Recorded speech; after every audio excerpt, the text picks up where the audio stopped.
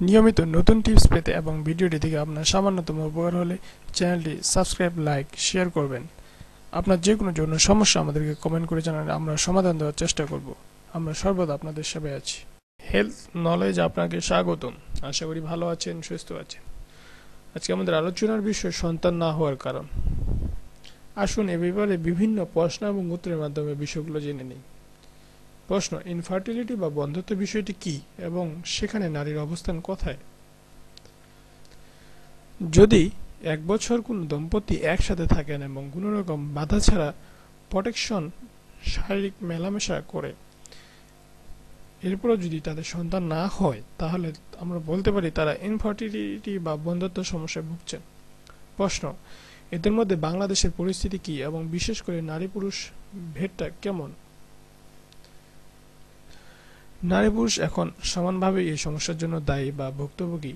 100 জন নিঃসন্তান দম্পতির মধ্যে 50টি দম্পতির ক্ষেত্রে পুরুষের সমস্যা আর বাকি 50টি দম্পতির ক্ষেত্রে নারীর সমস্যা হয়ে থাকে।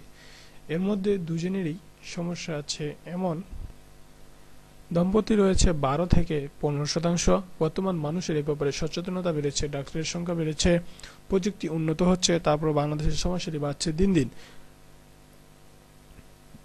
এর কিছু কারণও রয়েছে। এর মধ্যে প্রধান কারণ হলো বাংলাদেশের এখন 70 লাখেরও বেশি মানুষ দেশের বাইরে থাকেন। এর মধ্যে 30 লাখ মানুষ এখন যারা 1 বছর পর পর দেশে আসে, থাকে, আবার চলে যায়। তারা এসেই বিয়ে করে কিছুদিন থেকে আবার চলে যায়। অনেকদিন পরে এসে 1 মাস বা 2 মাস থাকে। আমি যেমন বলছি, কম করে হলো 1 বছর একসাথে থাকতে হবে এবং বাচ্চা নেওয়ার চেষ্টা করতে হবে। সেটা হয়তো আর হয় না। হয়তো দেখা যাচ্ছে তাদের কোনো সমস্যা নেই, ওই দূরে থাকাটাই তখন সমস্যা হয়ে দাঁড়ায়। অনেক সময় পরীক্ষা করে স্বামী স্ত্রী কারোরই সমস্যা পাওয়া যাচ্ছে না, কিন্তু সন্তান হচ্ছে না। এর কারণ কি? উত্তর: প্রায় 10% মানুষের ক্ষেত্রে দেখা যায় কোনো সমস্যা নেই, তারপরও সন্তান হচ্ছে না। পৃথিবীর সব দেশেই এ ধরনের সমস্যার জন্য পরীক্ষা করা হয়। প্রায় একই ধরনের পরীক্ষা থাকে, সেগুলোতে কারোটা ধরা পড়ে আর কারোটা ধরা পড়ে না। এসব রোগীদের বিভিন্ন লক্ষণ অনুযায়ী হোমিওপ্যাথিক চিকিৎসা দেওয়া হয় এবং সফলতাও পাওয়া যায়। প্রশ্ন: নারীরা প্রধানত কি কারণে বন্ধ্যত্বের সমস্যা ভুগে থাকে?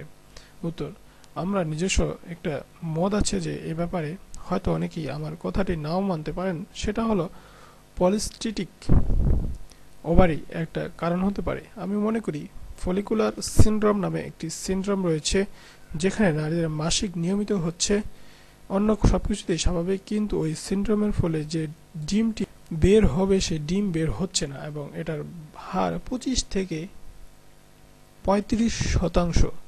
যেখানে পলিস্টিক ওভারির শতাংশ অনেক কম, তাই সিনড্রোম একটা বড় কারণ হতে পারে, যা আমরা হয়তো খেয়াল করছি না। আর দ্বিতীয় হচ্ছে পিসিও, পলিস্টিটিক ওভারি, যেখানে অনেক স্টেট হয়, যে লিস্ট স্টেটগুলো পরিণত হয়ে ফেটে ডিম বের হয়। অনেকের এই সিস্ট পরিণত হয়ে ফেটে ডিম বের হয় না, তখনই সন্তান ধারণ ক্ষমতা হারিয়ে ফেলে সে। আরেকটা বড় কারণ হচ্ছে ইউটেরাস, যেখানে বাচ্চা থাকে বা বড় হয়, সেটা দুই পাশে দুটি নল থাকে। আমরা সেটাকে ভ্যাডোপেন টিউব বলে থাকি। এই ভ্যাডোপেন টিউব ওভারি কাছাকাছি গিয়ে শেষ হয়।